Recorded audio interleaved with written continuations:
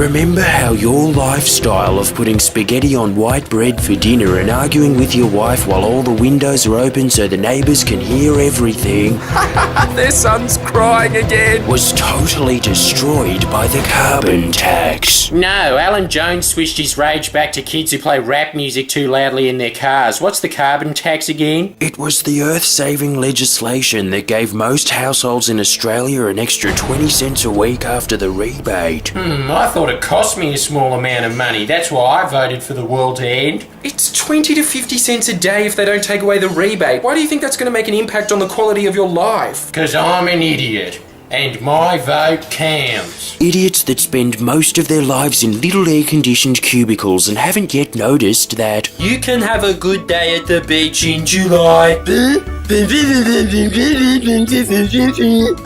That's so original. while you were busy cracking lame, overdone witticisms about the sharp demise of life on Earth as we know it, Classic edgy material. anyone's opinion who actually matters was gathering irrefutable evidence, drafting and collaborating on effective, beneficial, life-saving policies with consultation from leading experts on the economy and something often forgotten in the debate by the right, which is arguably slightly more important than a high score: the climate. No, this little figure on paper here, much more important. Everyday Aussies have got the climate bit handled. Yeah, I could get a PhD in climatology if I wanted. I mean, I got this toy giraffe out of a claw machine in '94, so don't doubt my persistence, I guess is what I'm saying. We as a society think it's okay to ask this guy what he thinks on the matter. I guess we were informed enough. After all, we saw a 30-second ad paid for by people who openly admit they want us to work for $2 a day. Yeah, pretty schmick how they were looking out for me on this one. Thanks for explaining to me one of the most important reforms in our nation's history in under 30 seconds. You guys are the Zoot review of politics, making it easy. I'm also able to steal lolly bags from kids' birthday parties by pretending to be Cartman from South Park. Okay, so you go to a mechanic when your car is broken because you don't know anything about fixing cars, am I correct? Yeah. But you still think you know something about a matter infinitely more complex like the global climate system than NASA does. Yeah. Man, why does she get to throw peanuts at me? Because she has a human brain, which, like many others in this country, is incapable of basic 5-year-old reasoning, such as the deduction that maybe repealing the carbon tax isn't a good idea when Antarctica just broke in half! Oh, I don't want to think about that, it's scary. Well, the alternative's a lot scarier, Sue.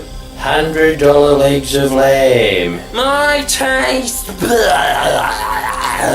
That message speaks way more to me than ending life on this planet as we know it. I guess the upside of irreversible climate change is that a lot of people like that are gonna die. Barnaby, you knew that the price of a leg of lamb wasn't going to go up anything like you said it was under the carbon tax. No, I actually didn't. And I'm the smartest man in New England. If only we had a one-eyed man to be king up there, but we're all blind! The fact that your side of the debate is still trying to scare the general public with the cost of a roast dinner when the repercussions of not acting on this issue is a temperature increase so high that the world will only be able to sustain 1 billion people or less Works because we're that f***ing dumb. Get in there, Tony. You heard him, Labour. Some yobbos on the arse end of the planet gave me a mandate to kill 6 billion people, and that mandate should be respected. Oh, that's probably going to affect me a little bit more than a tiny power hike that was fully compensated. But I guess the silver lining is it's going to take a huge chunk out of Melbourne. I know. I was going to donkey vote, but then I thought, yeah, nuts to Melbourne. And no one wants people from Melbourne dead more than Gina Reinhardt-funded political prostitute Barnaby Joyce, who is so concerned with those in his electorate doing it tough that he Voted for the coalition budget. your first indication that Joycey cares about you in the slightest. While the second kick in the guts of empathy. Blueprint of love is that by voting for the carbon tax's repeal, Barnaby Joyce's Liberals for People Who Think Shepherd's Pie is Too Ethnic party voted for their constituents, primarily comprising of farmers, to suffer under future droughts so severe it'll make the ones they're currently facing in northern New South Wales and Queensland look like they're canoeing on Lake Victoria. Think that's an exaggeration? Here's the CSIRO facts. Australia's arable land estimated to halve. What? Still gonna vote for him. After all, always have. What a surprise that King Billy Coke Bottles audience can be relied on to make the right decision in 2016. Because obviously, by voting to halve Australia's farmland, the Nationals are looking out for farmers. Well, I voted for some of the farms. When I was kissing Gina Reinhardt's feet the other day, I noticed some mushrooms down there. Stop talking city talk, Barnaby. Oh, sorry, to the people that vote for me, they're known as umbrellas for mutts. No $2 shops visits for me. Anyway, I reject the science. I'm entitled to do that. I used to be a bouncer. So with my qualifications of standing, is it any surprise that I came to this deduction on the day of its repeal? Look at the weather today. Look at the way you dress. No one thinks it's too hot. Hi, question from one of the only credible journalists in the press gallery. Can you stop being such a dumbass? Right, too much to drink, mate. Out you get. Hey, I haven't drunk anything. Relax, just relax. Take a fiver, mate. It's actually pretty hot out here. I better roll in the mud to cool off a bit.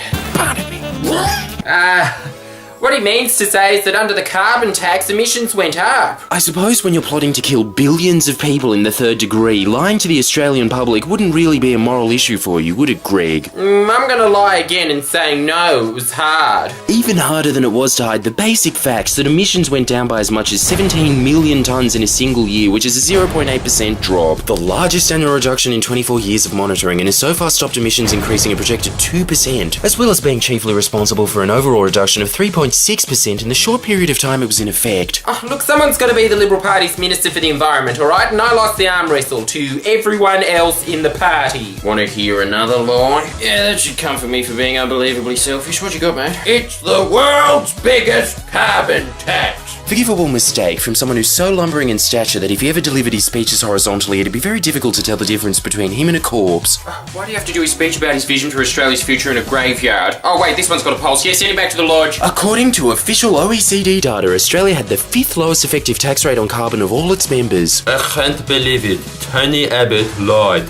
So what if he did? Our emissions are like less than 1%. It doesn't even make a difference. Nice internet troll comment, which is the annoying little weasel version of going to an anonymous meeting and saying, Hi, my name's Megathackwhack69, and I'd just like to admit that I'm a complete and utter asshole, and that I'm fine with that, so no need for further cancelling. See ya. China, you know, that country that's the world's biggest polluter by a mile, is modelling their cap and trade scheme off of the lessons of our carbon tax. No impact! Just like it didn't have any impact on the Australian economy, with their own Bureau of Statistics finding the effect was too small to measure, not to mention that 1% Is a lot of carbon! Sweet. I helped seep an idea into the public conscience that I thought was original, but was actually just recycled telegraph nonsense. Good to see the karma was almost instantaneous, with the NBN pretty much straight off the mark, scrapped.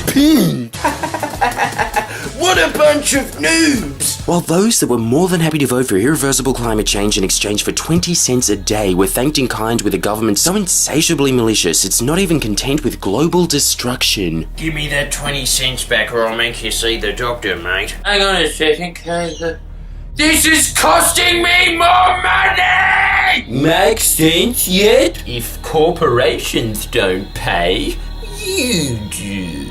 With the crippling of every single social service this nation has in order to continue the grossly unjust tens of billions of dollars in handouts, these companies that bankroll the Liberal Party's election campaigns receive year in, year out, despite the fact that just the top 5 of these mining giants earn half of this country's national budget annually, yet pay some of the lowest tax rates on the planet. Can't argue that the wealth isn't getting spread around. Using their morally bankrupt political lapdogs to convince everyday Australians they claim to be on the side of, that these mega companies not only deserve but need an additional $7.6 billion tax cut to add to the additional billions they received in this year's budget, right smack bang in the middle of their patronising and unbelievably untruthful attempt to scare the public with a fictitious budget emergency, invented solely to justify its master's depraved and incomprehensibly insidious greed, which one day very soon will result in an environmental catastrophe so large it'll make Joseph Stalin look like Jack Dawkins from Oliver. The lovable petty crimes against humanity ne'er-do-well, yeah? Not to mention the further $2.5 billion ransacking of public funds planned to be given straight to the key corporations most responsible for making planet Earth fit in more at parties with the 100 billion other dead planets we know of under the flimsy proviso that... Yeah, I think I cut me emissions a bit. How's that? Got a cactus in my office with gardens of us. Oh, great. That sucks up carbon. I'll give you 50 mil for that. Who's got a bonsai in their office? Because that's actually a tree. And it's miniature, so you should probably get an equal opportunity grant for that.